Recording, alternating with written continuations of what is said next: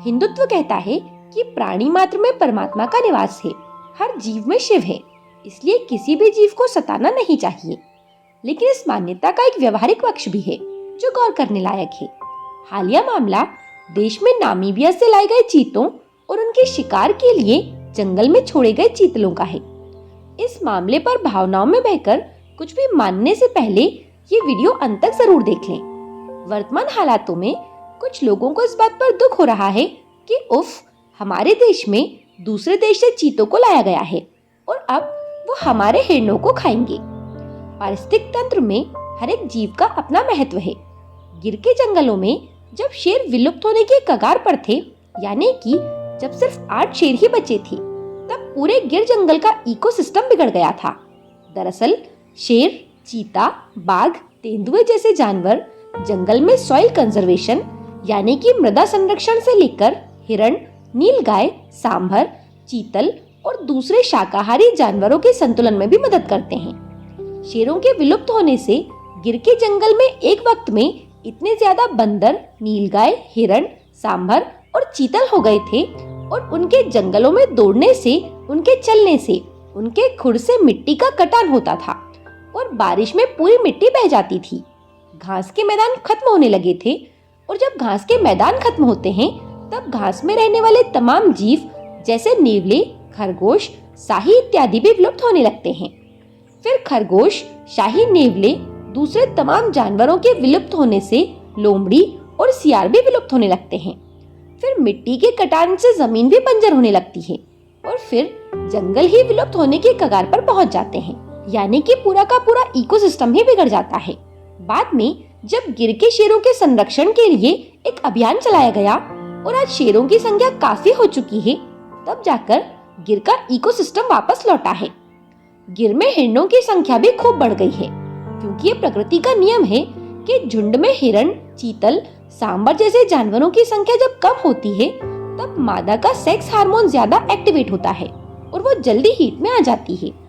कई बार कहा जाता है कि जब आप इकोसिस्टम को वापस लाने में कुछ नहीं कर सकते तब आप वाकई में कुछ मत करो, बल्कि सब कुछ प्रकृति पर छोड़ दो।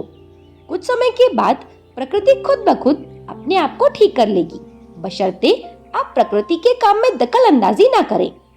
लॉकडाउन लगने के बाद जब मनुष्य अपने अपने घरों में कैद हो गए थे, जब सब कुछ बंद था, तब प्रकृति को खुद को ठीक करने का समय मिला था और बहुत से ऐसे पक्षी, ऐसे जीव जंतु दिखने लगे थे जिन्हें हमने पिछले कई दशकों से नहीं देखा था। अब कुछ मित्रों को इस बात पर दुख हो रहा है कि शेर, चीता, बाघ, तेंदुए जैसे जानवर हिरण का शिकार करते हैं। तो दोस्तों, शेर, चीता, बाघ, तेंदुए भी जीव हैं।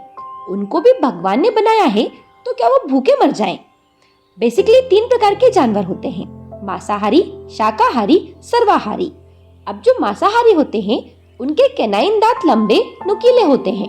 उनके मुंह में और लार में सेलुलोज पचाने वाले बैक्टीरिया और एंजाइम नहीं होते।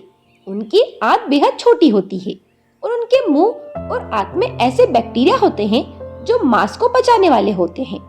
तो अब जाहिर सी बात है, जब किसी जानवर को भगवान ने सिर्फ मांस खाने के लिए बनाया है तो वो मांस ही खाएगा।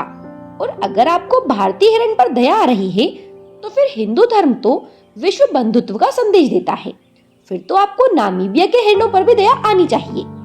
इतिहास गवाह है, किसी भी इकोसिस्टम में यदि कोई जंतु विलुप्त हुआ है या कम हुआ है या किसी जंतु की संख्या बढ़ी है, तब पूरा का पूरा इकोसिस्टम भयंकर रूप से विनाश की कगार पर पहुंच गया है।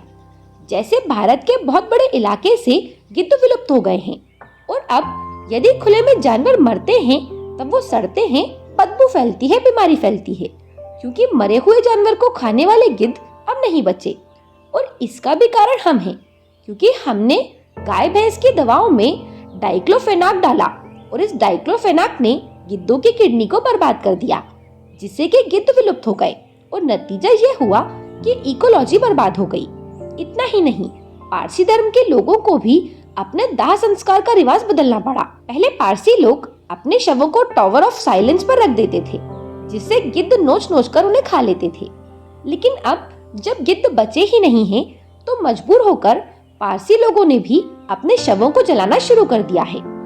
ईश्वर ने हमारे इकोसिस्टम को ऐसा बनाया है कि हमारे इकोलॉजी का हर जीव किसी न किसी तरह से दूसरे जीव पर निर्भर है और हर जीव जंतु का इकोसिस्टम में एक महत्वपूर्ण रोल है। इस ब्रह्मांड में ऊर्जा का एकमात्र स्रोत सूर्य है, क्योंकि सूर्य की रोशनी में जब फोटोसिंथेसिस प्रक्रिया होती है तब जंतुओं को जो ऊर्जा चाहिए वो ऊर्जा हरे पत्तों में इकट्ठी हो जाती है।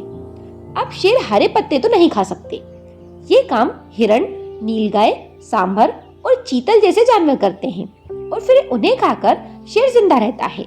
और जब शेर मरता है तब जब उसकी डेड बॉडी सड़ती है तब तमाम बैक्टीरिया और मांस खाने वाले जानवर उसे खाते हैं और इस तरह से पारिस्थितिक तंत्र चलता रहता है। ऑस्ट्रेलिया के एक बहुत बड़े इलाके में तेंदुए, चीता, बाघ नहीं है। नतीजा ये हुआ कि वहाँ कंगारुओं की जनसंख्या इतनी बढ़ गई कि अब सरकार शिकारियों से कंगारुओं की हत्या करवाती है ताकि उनकी संख्या को कंट्रोल में रखा जा सके। और कंगारुओं के दौड़ने से और चलने से, दिन भर घास खाने से घास के मैदान भी विलुप्त हो रहे हैं और ऑस्ट्रेलिया का इकोलॉजी काफी गड़बड़ हो रहा है। अब ऑस्ट्रेलिया भी अपने यहाँ अफ्रीका से कई मांसाहारी जंतुओं को ला रहा है। बहुत से देश अपने यहाँ ऐसे जीवों को मंगाते हैं जो उनके यहाँ से विलुप्त हो गए हैं। जैसे जापान ने भारत से कई हाथी मंगाए थे। भारत ने कई देशों को शेर दिए हैं। हालांकि भारत में कंगारू भी लाया गया था, लेकिन वो सफल नहीं हो पाया। जब किसी परितंत्र में कोई एक ही जीव बहुत अधिक संख्या में आ जाते हैं तब उसके बहुत बड़े नुकसान होते हैं, क्योंकि एक ही जीव के ज्यादा संख्या में होने से उनकी आवश्यकताएं समान होती हैं। फिर उनके बीच में इंटरनल फाइट होती है, या वो जिस ऊर्जा के स्रोत पर निर्भर होते हैं उसकी भारी कमी हो जाती है और अंत में पूरा पारिस्थितिक तंत्र बिगड़ जाता है। यदि किसी इकोसिस्टम में हिरण, चीतल, सांभर आदि के साथ उन्हें खाने वाले जानवर यानी कि शेर, चीता, बाघ भी हों, तब उनकी संख्या खुद ब खुद काफी बढ़ती है।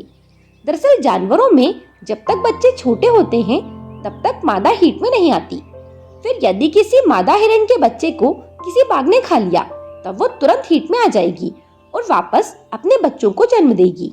और जब हिरण या सांभर या फिर चीतल अपने पारिस्थितिक तंत्र में शेर, बाघ, चीते जैसे जानवरों को देखते हैं तब खुद ब खुद उनका दिमाग स्टिमुलेट होकर प्रजनन हार्मोन ज्यादा छोड़ता है ताकि वो जनसंख्या को बढ़ा सकें।